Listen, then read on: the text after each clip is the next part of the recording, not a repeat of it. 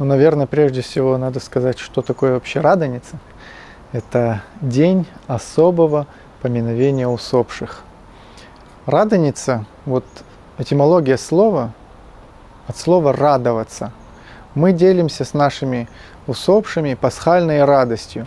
Богослужение заупокойное совершенно не похоже на обычное заупокойное богослужение, потому что оно наполнено именно живыми свидетельствами воскресения Христа. И в этом есть и наше большое утешение, и наш урок, и воспитание себя. Во-первых, уверение себя в жизни вечной.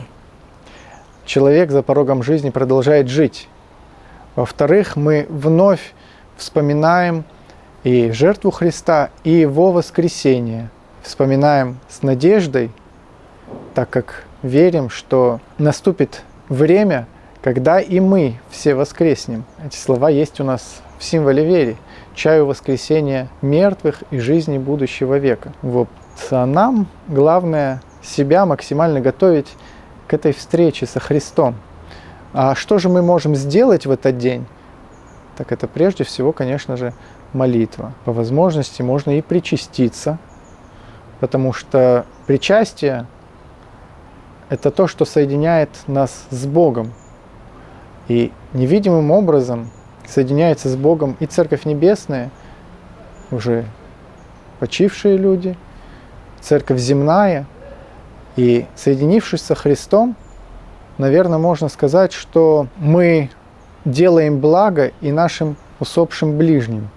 Соединяясь с источником любви, мы дарим любовь и нашим усопшим. Много может наша молитва.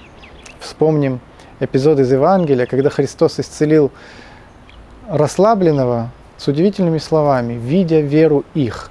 И пусть, видя веру нашу, Господь менял в благую сторону участь наших усопших ближних. А всякие остальные предрассудки и суеверия отбросим. Главная молитва, наш поход в храм и память о воскресении Христа. Христос воскресе!